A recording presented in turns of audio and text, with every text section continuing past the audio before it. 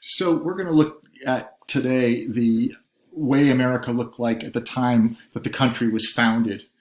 And obviously, the country was founded in the late 18th century after the Revolution, and the Declaration of Independence was laid out there. And if you really think about the Declaration, without going into too much detail, if you look at the area in blue, the first part of the preamble where it says, all men are created equal and they're endowed by their creator with certain unalienable rights, life, liberty, and pursuit of happiness, which meant property.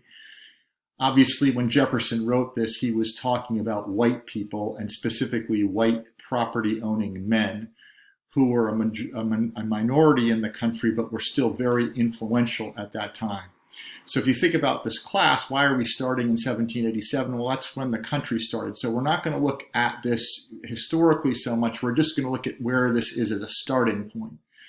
So if you look at the environment back then, the environment was really defined by lots of very isolated individual farms, very small towns. A city at that time was really not much bigger than the current town of Concord. The town of Boston was really more of a town than a city. So really small towns and rural environments. So what does freedom mean to these people? It means that really that they would be left alone, right? They wouldn't be taxed. They wouldn't be interfered with by the government. We still have that attitude, many of us, this idea that the government should just stay out of our lives, let us do what we want to do. And obviously this makes a lot more sense for people who are wealthy, who have resources. And obviously we're defining this from a white perspective. From the very beginning, our country is being defined by white property owning men, people who are in positions of power. We really don't live in a democratic society. What does freedom mean to an enslaved black person? An enslaved black person was considered to be property. So freedom meant obviously getting out of slavery. And this is going to begin at the very beginning. At the start of the country, there's going to be a lot of resistance to this idea of a country that stands for freedom. In fact, many black people fought on the British side during the Revolution because the British were against slavery. So the British loss was also a loss for black people, interestingly enough, many of whom fled to Canada to avoid becoming part of this country at the very beginning. So what I'm going to ask you to do today is to focus on this question. I want you to really focus on, okay, what do you need to make a country, to make a nation feel united, right? And one of the things you'll realize is a lot of those things were not in place when the United States first came into being.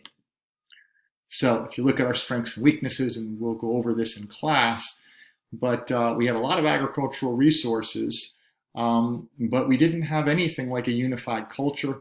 We had huge diversity in the population.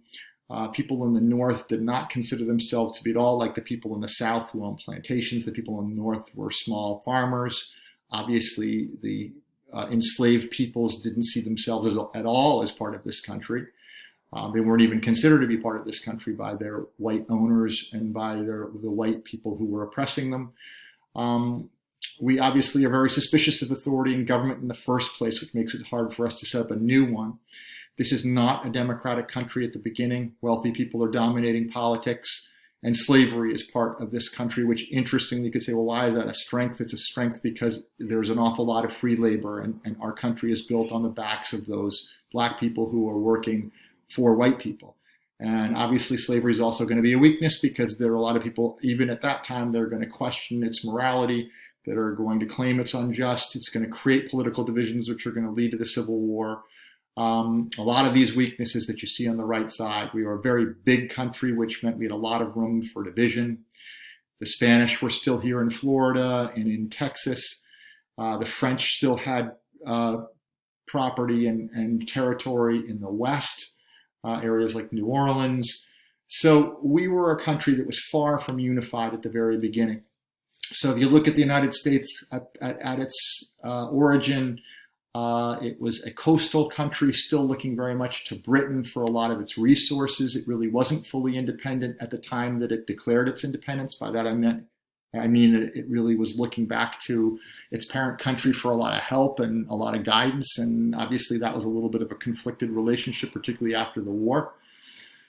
The big missing piece of this is obviously the Native Americans, who are going to be seen as non-people who kind of were wandering around out there without organized society, at least as far as white people saw that. And that's a serious problem for them because it's going to impact the way white people and Native peoples are going to interact. And it's going to lead to disaster for Native peoples as well in the long term. So you can take a look at this slide.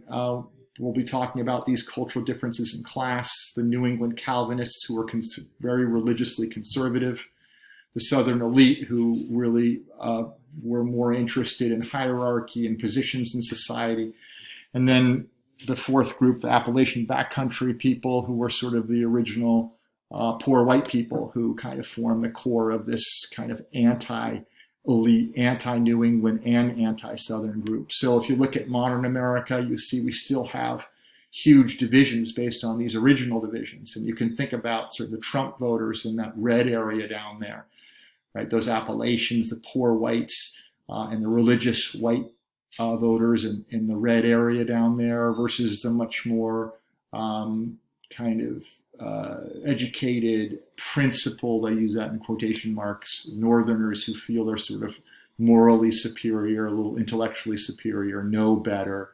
Obviously, that's not going to lead to a lot of cohesion as a country. So, big picture, we were not a unified country. We were a divided, small, rural one. And this class overall is going to be looking at how we became what we are today, how we started here, and how we moved forward. So, consider some of those starting points as we begin today, and then think about how we're going to kind of transition into something much bigger and more powerful going forward, because that will be the overarching theme of this course.